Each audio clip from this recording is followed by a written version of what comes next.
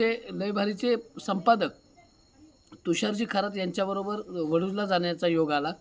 त्या दरम्यान आम्हा दोघांना एक आक्षेपार्ह गोष्ट निदर्शनात आली.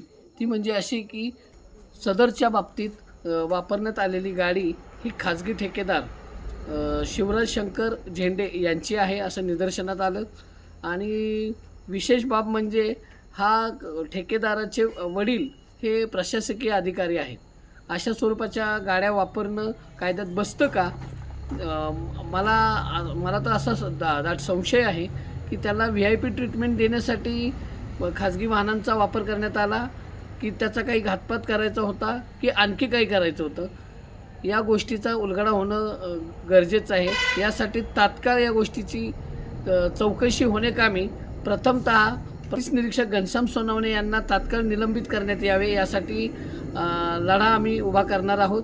प्रज्ञासूर्य बहुउद्देशीय सामाजिक संस्थेच्या वतीनं तसा पत्रव्यवहार देखील आजच्या रोजी आम्ही प्रशासनाशी केलेला आहे. तर याची जर दखल घेतली गेली नाही, या घटनेच्या पाठीमागे असणाऱ्या सर्वांचा छडा लागेपर्यंत मी हे प्रकरण तडीस नेणारा माणूस आहे, तोडीस नव्हे. तर याची सर्व प्रशासन दरबारी नोंद राहावी एवढंच सांगतो आणि थांबतो. जय भीम, जय शिवराय, जय संविधान.